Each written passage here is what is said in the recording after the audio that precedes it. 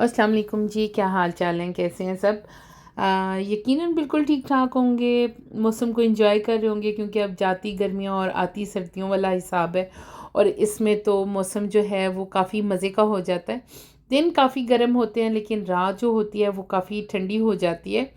हमारे पास तो ऐसे ही चल रहा है आजकल। और अच्छा खासा फाल जो है ना वो स्टार्ट हो गया है, क्योंकि यहाँ पे अक्टूबर फर्स्ट से फाल सीज़न भी स्टार्ट हो जाता है। और अच्छा मौसम हुआ हुआ है, लेकिन कुछ तबीयत जो है ना वो मुझे आजकल कुछ सर्दी का कुछ इशू बना हुआ है।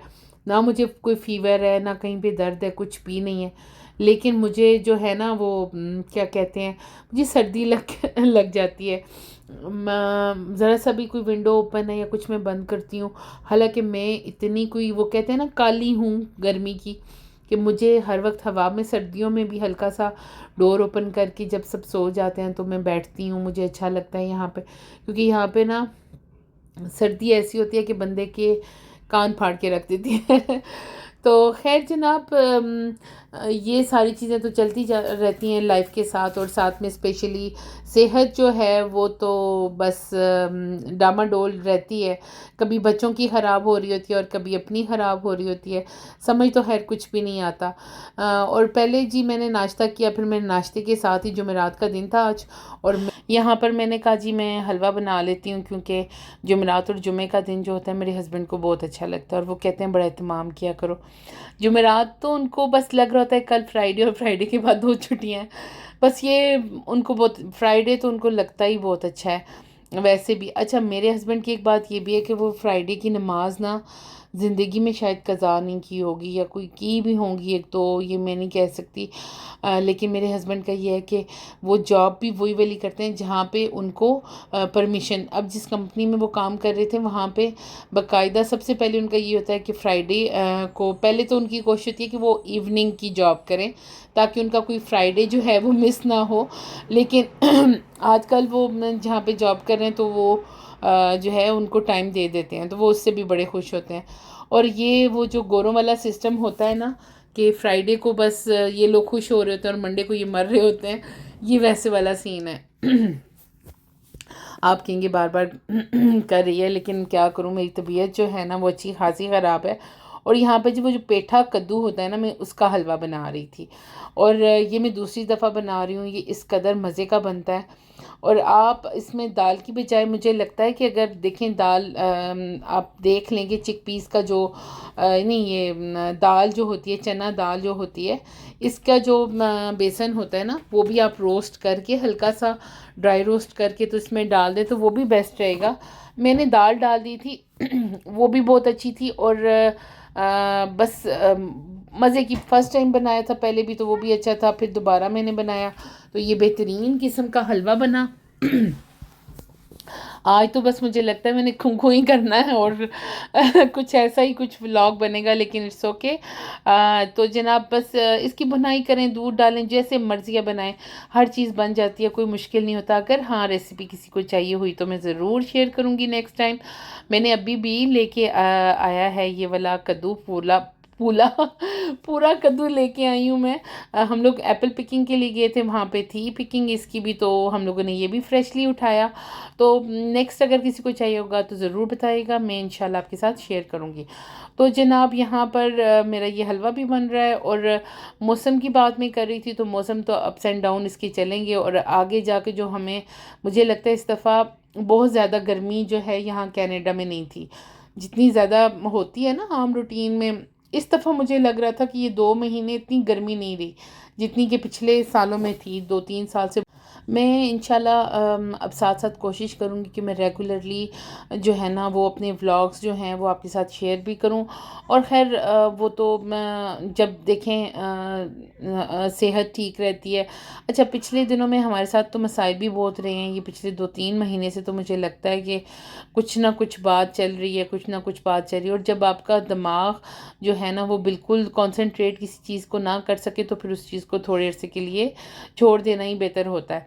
तो ख़ैर जी, मैं आजकल बड़ा सोचती हूँ कि मैं करूँगी। अच्छा, मैं आपको पहले ये बता दूँ कि जो मैंने ये अभी वाइट डाला है, ये मैंने कोकोनट का जो ऑयल होता है, कोकोनट जो खाने वाला होता है ऑयल इसका, वो मैंने इसमें डाला था क्योंकि एक तरह वो घी है और वो थोड़ा हेल्दी वे में चला जाएगा, तो मुझे लग रहा था कि ये ज़्यादा बेहतर है और वाक़ई उसका टेस्ट कुछ अपना ही आता है। अच्छा, मैं आजकल ना स्पेशली जो अपने लिए सुबह अगर मैंने मुझे पराठा खाना है या कुछ इस तरह की चीज़ बना रही हूँ ना, तो मैं वो भी जो है वो कोकोनट ऑयल में ही बनाती हूँ क्योंकि इसके फ़ायदे बहुत ज़्यादा हैं। और स्पेशली मैं अपनी बेटी के लिए जो एग बनाती हूँ या उसके लिए कोई भी चीज़ फ्राई करती हूँ, तो वो मैं कोकोनट ऑयल में करती हूँ। तो फिर इसमें मैंने ढेरों ढेर मैंने इसमें ड्राई फ्रूट डाल दिया था ताकि ज़रा ड्राई फ्रूट के साथ ज़रा मज़ा हो जाता है। तो बस ये हलवा जो था इसकी बुनाई में बहुत टाइम लगा क्योंकि मुझे ये था कि नीचे ना लग जाए। और फिर मैंने इसको बिल्कुल हल्की आग पे ना इसको मैंने हल्की सी हीट में रखा रहा है और काफ़ी टाइम कंज्यूमिंग था लेकिन हो गया। तो फिर जी नेक्स्ट डे आ गया और नेक्स्ट डे को मैं अपनी बेटी को लेके हॉस्पिटल आ गई क्योंकि जनाब ने स्कूल में बास्केटबॉल खेला और बास्केटबॉल जब इसके दोस्त ने इसकी तरफ पास किया ना, तो उसके साथ इसका ये दो जो फिंगर्स थी ना, जो शहादत उंगली होती है और जो मिडिल फिंगर होती है, ये दोनों जो थी वो पीछे की तरफ मुड़ गई थी। तो हम इसके एक दो दफ़ा पहले भी ऐसे हुआ था, तो वो जो एक होल्डर सा मिलता है फिंगर्स को बिल्कुल सीधा रख के तो वो करने का होता है, तो वो मैंने पहले भी लगा दिया था, ये ठीक हो गया था। लेकिन इस दफ़ा कुछ ये हुआ कि दूसरे दिन ना इसका वो ब्लू, जब ये सुबह सो के उठा तो इसका ब्लू थी, सारा हाथ ब्लू हो रहा था, जितनी वेन उसकी जा रही थी दोनों फिंगर्स की। तो मुझे लगा कि नहीं, ये अब तो कुछ ख़राबी वाली बात हो गई है। तो मैं इसको हॉस्पिटल लेके चली गई और शाम को लेके गई थी। तकरीबन 5 बजे मैं गई थी और रात के 12 बजे हम लोग वापस आए थे। क्योंकि यहाँ पे थोड़ा स्लो है लेकिन इलाज बहुत ज़्यादा अच्छा है। और ख़ैर स्लो की भी क्या बात है कि हम लोग वहीं पे बैठे हुए होते हैं, वो लोग देख रहे होते हैं, अगर कोई ऐसी इमरजेंसी होती है वो फ़ौरी तौर पर उस चीज़ को कवर भी कर लेते हैं। हार्ट बीट चेक कर लेते हैं, अगर बीपी हाई है तो वो उस हिसाब से वो पेशेंट को वो जल्दी जल्दी भी फ़ारिग कर देते हैं। लेकिन यहाँ पे ये था कि इतने ज़्यादा खैर से नहीं थे पेशेंट, जो फ्रैक्चर्स के थे या एक्सरे वगैरह के थे, किसी के प्लास्टर्स लग रहा था, तो वो काफ़ी कम थे। तो जी पहले तो उन्होंने देखा, फिर उसने एक्सरे किया, डॉक्टर ने करने का बोला। जब एक्सरे किया तो उसमें थोड़े से क्रैक्स आए हुए थे, इसकी मेरे बेटे की फिंगर्स के, मतलब हड्डी के क्रैक्स आए हुए थे हड्डी में। तो बस फिर उन्होंने इसको बोला कि जी जनाब, यहाँ पर अब हम बैठे हुए हैं, यहाँ पे इसका हो रहा था एक्सरे। और मैं बता रही थी कि देखें हॉस्पिटल कितना नीट क्लीन है, ऐसे तो हमारे घर भी नहीं होते सीरियसली, बिल्कुल। और रश भी नहीं थी उस दिन। रश शायद इस एरिया में नहीं थी क्योंकि इतने लोगों के फ्रैक्चर्स ना हुए होंगे, इतने हड्डियाँ वड्डियाँ ना टूटी हुई होंगी कुछ। तो बच्चों का हॉस्पिटल था ये, और साफ़ सुथरे हॉस्पिटल होते हैं, मज़ा आ जाता है। बंदा ये है कि बोर बहुत होता है, बात करने वाला कोई नहीं होता और लोग भी बातें आपस में नहीं करते। हमारे तो पाकिस्तान में इतना अच्छा, मुझे ना अच्छा लगता है जब वो हर एक बंदा कंसर्न शो कर रहा होता है आपसे, क्या हुआ है बच्चे को या क्या हुआ है आपको, कुछ पूछ रहे होते हैं, अच्छी फीलिंग्स आती हैं। बीमार बंदा ज़रा सा गप्पों में लगा रहता है या किसी और की बातें बैठ के सुन रहा होता है, तो ये लोग जितने भी आते हैं सारों के कानों में टूटियाँ लगी हुई हैं और मज़े से बैठे बस फ़ोन्स के साथ लगे हुए हैं। बस यही है। अभी तो इसका ये यहाँ पे प्लास्टर्स लगा रहे थे, तो दोनों उँगलियों को उन्होंने बांध दिया और कह रहा था, उनके साथ बड़ा मजाक कर रहा था डॉक्टर के साथ कि मुझे आपने 1000 ईयर तक वेट करवाया और अभी भी आप नहीं कर रही हो ना, स्लो हो ना। तो वो कह रही थी कि ये काम ऐसे ही होता है, ये मशीनी काम तो नहीं है, ये हाथ से होगा और ये स्लो प्रोसेस ही है इसका। तो खैर जनाब, ये प्रॉपर उनको वो कर रहा था, एंटरटेन कर रहा था। दोनों लेडीज़ थी और बहुत नाइस थी। और एक के तो टैटूज़ देखें कितने ज़्यादा है नज़र आ रहे हैं। लेकिन ये लोग बड़ा ख्याल करते हैं, और ये मैं लगा रही थी तो मैंने कहा चलें थोड़ी सी मैं वीडियो बना लेती हूँ और आपके साथ भी शेयर करती हूँ कि और मेरा बेटा इनको इतना हँसा रहा था, कुछ उस वक्त भी बातें हो रही थी तो ये काफ़ी उनके साथ फ़न वे में लगा हुआ था। और चलें, बस ये लग जाती है बच्चों को, सम टाइम ऐसे होता है। लेकिन ये कि राइट हैंड था इसका, उसकी वजह से मेरे ऊपर बड़ा बोझ था इसका। खाना खाना है, कुछ कपड़े चेंज करने हैं, वॉशरूम यूज़ करना है, तो माँ ही माँ होता था। और फिर चलें ठीक हुआ, 3 वीक के बाद ये उतर भी गया अल्हम्दुलिल्लाह, अब तो ये ठीक है बिल्कुल। और मैं क्योंकि काफ़ी अरसे के बाद व्लॉग बना रही हूँ तो मेरे पास ये पिछले व्लॉग्स ये क्लिप पिछला था, तो मैंने कहा चलें ये मैं आपके साथ शेयर कर देती हूँ। और फिर इंशाल्लाह मैं जो होगा ना नेक्स्ट वीडियो में आपके साथ अब मैं जल्दी इंशाल्लाह कोशिश करूँगी कि मैं आऊँ और आपके साथ कुछ अपनी लाइफ जो है वो शेयर करती रहूँ। तो जनाब यहाँ पे हो रही है इसकी पट्टियाँ। बच्चों के साथ ज़रा मुश्किल तो हो जाता है, लेकिन खैर कोई बात नहीं, बस ये सारे काम तो लगे आए हैं। बस अल्लाह पाक से ज़िंदगी दें बच्चों को, अल्लाह पाक खैर खैरियत रखें, ज़िंदगियों में खैर व बरकत हो। बस यही दुआ है हर वक्त, अल्लाह पाक बस खैर व बरकत रखें। मुश्किल ये होता है कि जब बच्चे जो हैं ना, वो बड़े बच्चे स्पेशली वो आपके ऊपर डिपेंडेंट हो जाते हैं, वो टाइम थोड़ा सा होता है। लेकिन ये चीज़ें तो अब चलती रहेंगी।